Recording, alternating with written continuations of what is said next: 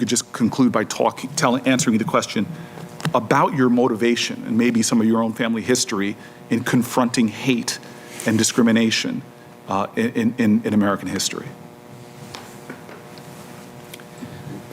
Yes, Senator. So, I come from a family where my grandparents fled anti-Semitism and persecution.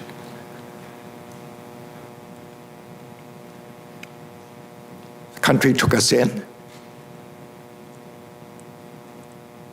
and protected us. And I feel an obligation to the country to pay back. And this is the highest, best use of my own set of skills to pay back.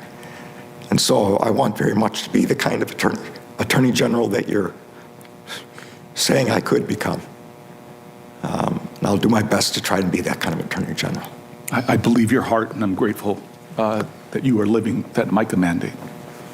It was a really moving moment, David. But I also think, considering as he's talking about prosecuting, and investigating January 6th, it speaks to what must be a priority that's very personal to him of fighting against white supremacy and bigotry.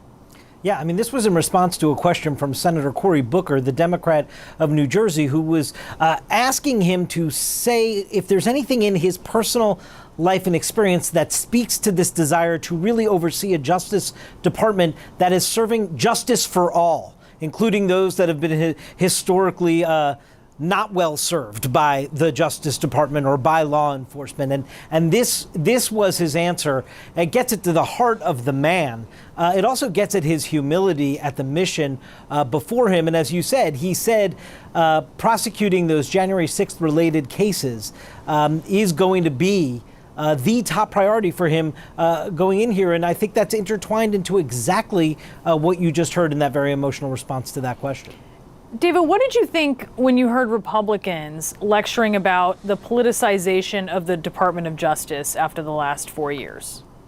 I think several Republicans were trying to bait Garland into getting into the political back and forth on certain issues, right?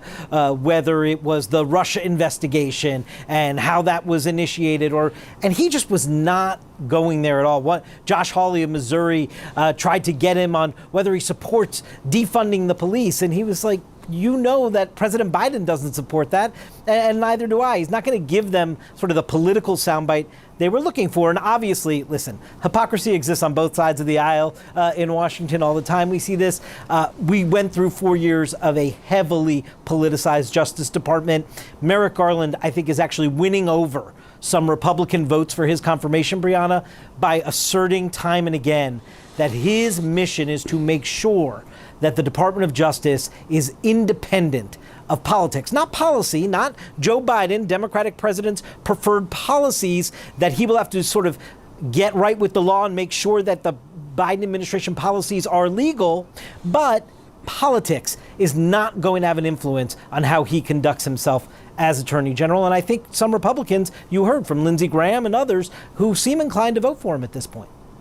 And, John, I wonder, because he is a sitting judge, there are many questions that he just wasn't able to answer, which isn't surprising. But it did allow him to avoid commenting on some things, on his predecessors, for instance. Is that going to cost him any votes, do you think, kind of not being able to talk about those things?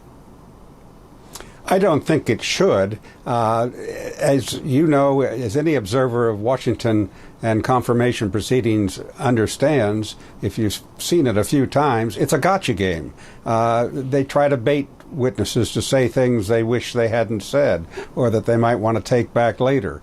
And that was throughout the day. That's what's been the nature of many of these hearings. It's also a chance for members of the committee to lay out their laundry list of favorite projects and talk about them and hopefully get some commitment from the new Attorney General that they'll follow up on.